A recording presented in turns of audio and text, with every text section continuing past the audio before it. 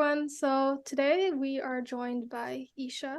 Eisha, would you like to introduce yourself and a little bit about what you do? Sure. So my name is Eisha. I'm currently a junior studying computer science at the University of Illinois at Urbana-Champaign. While my degree is in computer science, I've gotten a little bit acclimated to hardware and also the aerospace industry. And so that's kind of the niche sector that I'm trying to pursue. Right now, I'm off campus interning at NASA's Kennedy Space Center as a command and control software intern. And so that's been a really interesting experience. But I'm going back to school in the fall or spring, not fall. So that should be fun to be back. Would you like to tell us a little more about how you got into computer science and why you decided to pursue it in college? Yeah, for sure. So my dad comes from a background in computer science, so it was kind of already in my scope as to like that's an option to pursue. I didn't do any computer science until I was in high school, and that's when I took like AP Computer Science Principles and then AP Computer Science A with Denna. And I had Mrs. Denna for 3 years, and just seeing a woman in STEM, that too computer science, who's very passionate about her career, that kind of gave me some foot in the door type thing where that is my reasoning to pursue something a little bit further. Mhm. Did you have any exposure to like women in computer science before that, or is Mrs. Denna maybe what like more like pushed you towards it? Do you think she's a major part of that? Yeah, Mrs. Denna is 100% like she is my person that I like look up to in so many ways. I genuinely don't think I probably would have pursued computer science because it's kind of hard to see yourself in the industry without seeing someone else already in that position first. So I think that was definitely a major thing. Yeah, no, I admire her a lot too. She's really good at just decoding and yeah, everything is very cool. Hmm. Yeah. Okay, so when did you decide that you wanted to do specifically aerospace within computer science? For me, I was always interested in like rockets and satellites and anything aerospace from the get-go. But going into college, when I was trying to decide like what club to join, I ended up joining the Illinois Space Society, and that's a club where we produce high power rocketry and many other smaller projects. But within that, I was able to join a group that does avionics, which is a combination of hardware, software, simulation, everything along those lines. And so that's when I kind of figured that this career path is like very much viable and it's something that I definitely wanted to pursue because the interest lined up. Yeah. Can you would you say that joining the club that you did gave you a little more of an easier time finding jobs? I would 100% say so. I mean, like every career fair or like job interview I've gone into, that is probably like the number one thing that they'll ask about is that experience in my rocket club. Um, have you ever considered maybe like switching majors or have been like maybe unsure about the direction that you've been going in? Yeah, there have been a couple of times where I'm like, I should have maybe pursued an aerospace engineering degree or even like a computer engineering because I'm interested in hardware and software. I think at the end of the day, I'm happy with where my career's at because the way that I'm entering the aero industry and exposing myself to different topics kind of allows me to get that exposure to those other degrees at just a much, much smaller level. So I'm kind of happy with the way things worked out. I think anyone going through college will have some kind of doubt in their mind of like, did I choose the right major? Am I in the right major? You'll get like imposter syndrome, everything. But I think at the end of the day, I'm pretty happy with mine. I've had my doubts, but it worked itself out nicely. Okay, so going back to maybe female role models and things because, Mission MathMinds is all about, catering towards girls in STEM. Um, have you faced any possible like gender discrimination or any like stereotypes that like throughout college or even in high school in your childhood, anything within like going into computer science? Yeah, in high school, I would say it was not as apparent to me, and I don't think I experienced it very much, if at all, because I was almost shielded in a classroom where like there's a teacher there to really like keep things in line. Like you can't really get bullied or like put down in that environment when Mrs. Dunno was there like looking out for me right and left. But when I got into college, yes, like I've noticed that a lot. But I think the best way to kind of go about navigating that is joining different kinds of resource groups, whether that's like Women in CS, that's a club at UIUC, or different communities that allow for you to find people similar to you relating to those experiences and then kind of grow off of each other. Yeah. Um, would you say it's easier to find people like that in college versus high school? People like, as in the ones that stereotype or the ones that are like same people as you. I was gonna say people similar to you, but you can talk about both. Hmm. Yeah, I mean, I would say yeah, it's 100% easier to find those not good people in college just because it's like a higher volume of people, and so the odds that someone's gonna pick on you then is much higher in college. In terms of finding the community, yes, I think it's much easier in college as well.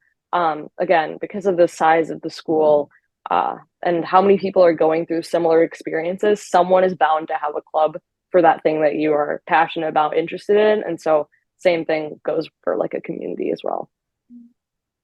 Would you have any advice for someone that's following the same path as you, or just like generally just doesn't feel confident in being in a male dominated field, or maybe somewhere else where they're like a minority? Yeah, I think advice wise, that finding a community of people that relate to you, even if it's not joining one of those women in CS groups, finding that in friends or family or any kind of support, doesn't have to be woman, doesn't have to be anything. Finding that support is, I think, the biggest factor because once you get that, you kind of feel inherently like validated in every move you make, and there's people that kind of back your decisions and support you along the way. Um, Now going back to your career, is there anything that you wish you did differently while you entered the field? Wish I did differently. Um, I think, I mean, maybe I wish I sampled other industry intersections. I was really dead set on Aero kind of going in, but maybe if I tried like finance, I would have liked fintech. That's not to say that I'm not happy with the way things are right now. Like I'm so glad I didn't do it any other way, but at the same time, like who knows? Like I could have loved that fintech industry or something like that. Yeah. Uh, what's your favorite part of working in aerospace? And if you can talk a little bit about what you're doing right now, in your job, that would be great as well. Yeah, for sure. I think my favorite thing about working in aerospace is because it's so niche, you find a lot of people that are genuinely so passionate about what they do. And because aerospace as like an industry encompasses so many things, whether that's chemical engineering, mechanical engineering, like computer science, electrical, you have a lot of different diverse backgrounds. And because everyone's so passionate, the opportunity to learn is really high. So, for example, even in my rocketry club on campus, I'm a CS major, but I've gotten exposed to like electronic hardware and have had leadership positions in that. And so, from that aspect, it's like you're facilitating learning, and then it's also a lot of passionate people in regards to that learning as well. And then, in terms of what I'm working on at NASA right now, I'm working on command and control software for the launch control system of Artemis. What that kind of entails is writing different kinds of automated tests to verify the functionality of different programs in the launch control center, which is what ends up like firing the rocket. That's pretty cool. Yeah, you're working on like very important things, yeah. Um, Going back to you said that you had a leadership position managing like electrical like engineering things. Hmm. And you said you weren't like very well versed in that, right? How Yeah. um how was it like leading, I don't know, people that like were maybe better at a certain subject than like you yourself were? Yeah, for sure. I think that's something that like I had my own default imposter syndrome when I got the role because I'm like, you could have picked someone that like knew what they were doing entirely and then you chose me.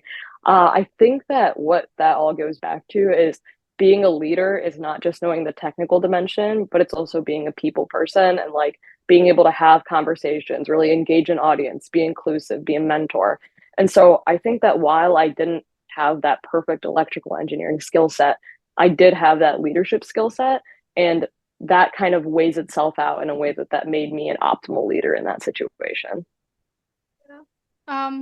Would you say you've learned a lot from that experience? Like what have you What have you learned? 100%. I think A is like I learned that even as a leader, you can learn from those around you and those that you are supporting in the team. I think a big notion is that like once you're at the top, like you're looking higher and higher and higher. But I learned so much from my peers that were like on my sub team itself. And so that was one of my biggest takeaways. And then also like learning to push myself into that leader position, even though it might have been a little bit uncomfortable, was definitely worth it. I think I gained more skills in that regard, and I also became more confident in my own leadership ability as well. That's cool. Yeah, just trying new things, doing things you're not comfortable in. Very scary to do, but yeah, it can give you a lot. That makes sense. Okay. Um, okay, so do you see yourself like anywhere specifically in the future? Do you have like any predetermined goals, or are you just kind of winging it? And I guess like how would you advise others to kind of approach their career? Hmm. In terms of my career, I do think I want to stick with like the aerospace computer science industry. It's what I've been in like since my freshman year, and so I want to continue that, and then hopefully when I graduate, continue pursuing that. I'm not too like set on a specific company or anything, but I do want to be working on some kind of embedded software, just because I think embedded gives me a good sampling of both hardware and software, which is why I find it the most interesting. And then in terms of like pursuing a career, my biggest advice is that like even if you feel like an industry is very niche, if it means something to you, then try and pursue it. Only because I think this is like my personal notion that you do the best work in what you're most interested in. And so like everyone could be have been telling me to do fintech, but at the end of the day, if I'm interested in aerospace, then I will not be happy and I won't put my best foot forward in fintech. Whereas with the aerospace industry, I'm like giving it a try. I want to learn more. I want to be a part of everything. I think that was great advice, and I think everyone should follow it. I think I myself need to follow it a little more. Um, do you have any lasting advice or just like last words on anything that we've talked about today? I guess like to any women that are pursuing things in computer science or the STEM industry or anything like that, um, don't be afraid to like speak up and find your community to support you on that. It is so for how much of an extrovert I am, like there have been way too many situations where I feel like I can't speak in a situation or I'll be shut down if I do. But the only way that I've kind of navigated my way out of those situations is really finding that group around me and learning to kind of be vulnerable, accept the fact that like I could use some support and that is okay. That's not a bad thing. That's not something that's frowned upon. Okay, well, thank you so much, Isha. It was very nice talking to you, and you left us with a lot of things to think about.